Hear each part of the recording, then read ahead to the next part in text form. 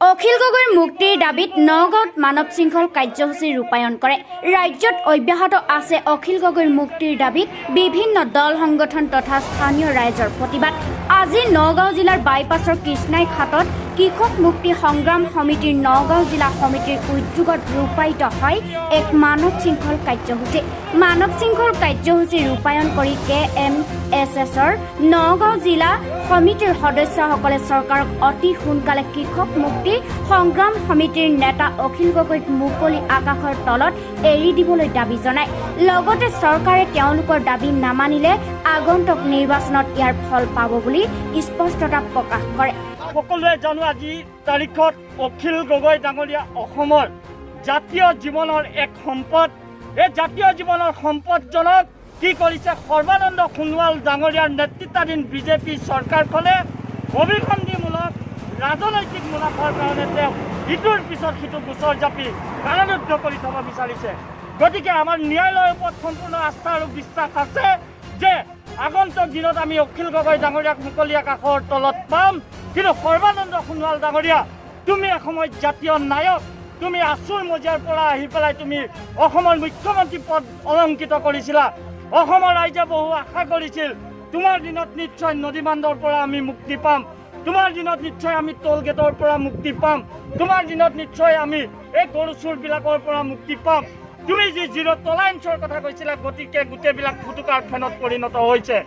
অসমীয়া জাতি আজি বিপন্ন, ৰাইজৰ অৱস্থা নাই, হাহাকাৰ, বানপানীত ইমান মানুহৰ মৃত্যু হৈছে।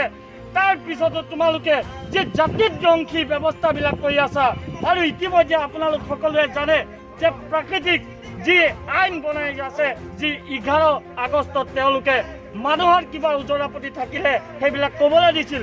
এই COVID-19ৰ সময়ত কোনে ক'ব?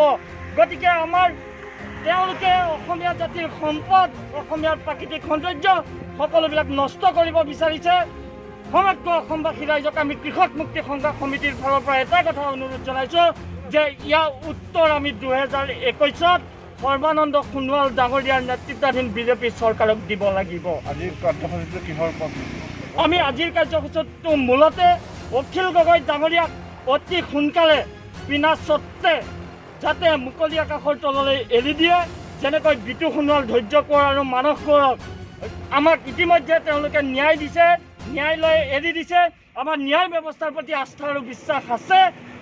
এই ন্যায় ব্যৱস্থাকো তেওঁলোকে ভেঙুচালি কৰি ইটোৰ পিছত সিটো গোচৰ জাপি দিছে আৰু ইতিমধ্যে তেওঁলোকে দিল্লীৰ পৰা উকিল আমদানি কৰি আনিবলগীয়া নিচিনা এটা পৰিৱেশ হৈছে। গতিকে আমাৰ বিশ্বাস আছে সৰ্বানন্দ সোণোৱাল ডাঙৰীয়া চৰকাৰে দিল্লী নালাগে, পৃথিৱীৰ যিয়ে উকিল নানক কিয় তেওঁলোকো আইনৰ উৰ্ধত কেতিয়াও নহয়। অখিল গগৈ ডাঙৰীয়া যে নিৰ্দোষী এই কথা ইতিমধ্যে প্ৰমাণ হৈছে আৰু সেই এটা মিছা কথা কেতিয়াও অসমৰ বা ভাৰতীয় সংবিধানে কেতিয়াও মানি নলয়।